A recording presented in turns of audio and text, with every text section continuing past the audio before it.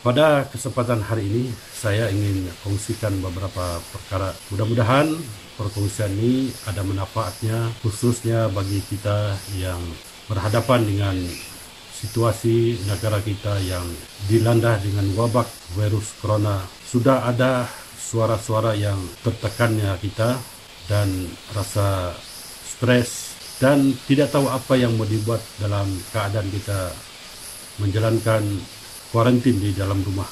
Kita tidak dapat nafikan bahawa perasaan-perasaan ini sudah muncul dan semakin kuat kita rasa. Terutama sekali bagi mereka yang tergolong di kalangan petani, penternak, nelayan, yang hanya bergantung kehidupan kepada laut, bergantung kehidupan kepada ladang, dan juga bergantung kepada pertanian terutamanya.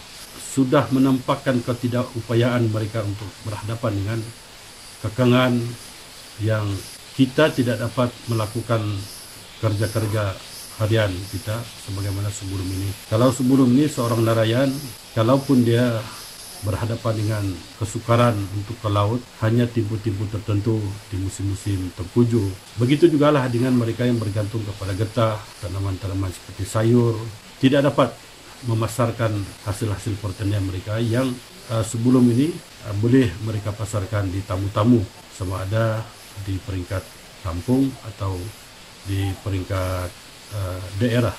Kita tidak dapat lari daripada memberi bantuan kepada mereka, karena mereka sebenarnya adalah golongan-golongan yang perlu kita bantu, golongan asnaf terutamanya.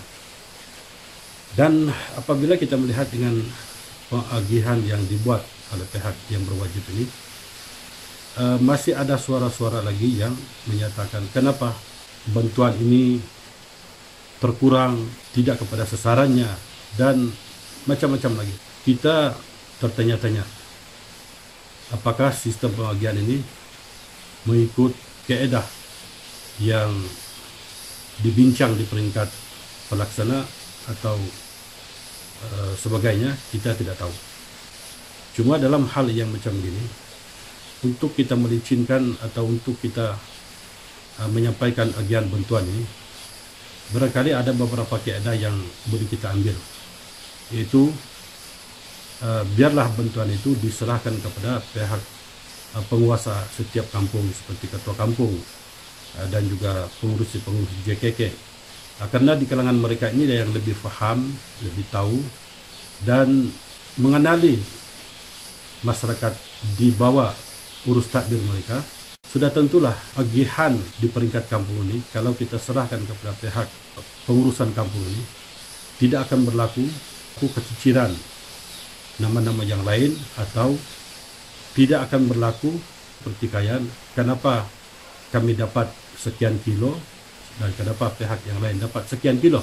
Bagi mereka yang punya pendapatan, baik kaki tangan kerajaan ataupun mereka-mereka yang ada punya usaha perniagaan, mungkin bolehlah kita buat sementara waktu ini, kita tidak perlu disenarai untuk sebagai penerima.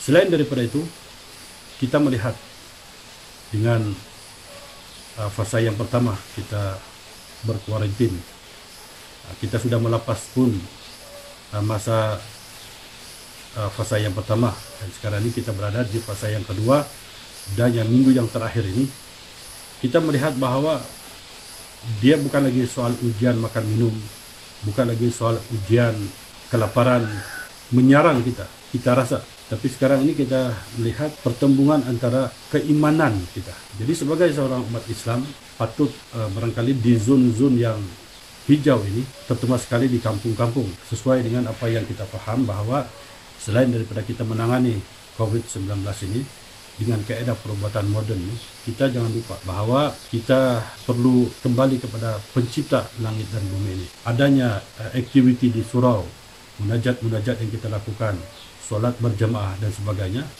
satu kumpulan berselawat, satu kumpulan baca Quran, satu kumpulan lagi zikir la ilaha illallah. Dan begitulah, sama ada kita buat di waktu malam atau waktu siang. Dan sudah tentulah di sini akan membentuk jiwa kita, karena yang menerima ataupun yang merasa dengan kesan daripada kita berkuarantin ini bukan hanya fikiran kita, tapi emosi kita, jiwa kita, batin kita juga sekarang perlu kita perkuatkan. Rawat semula batin kita itu dengan munajat kepada Allah Subhanahu Wa Taala.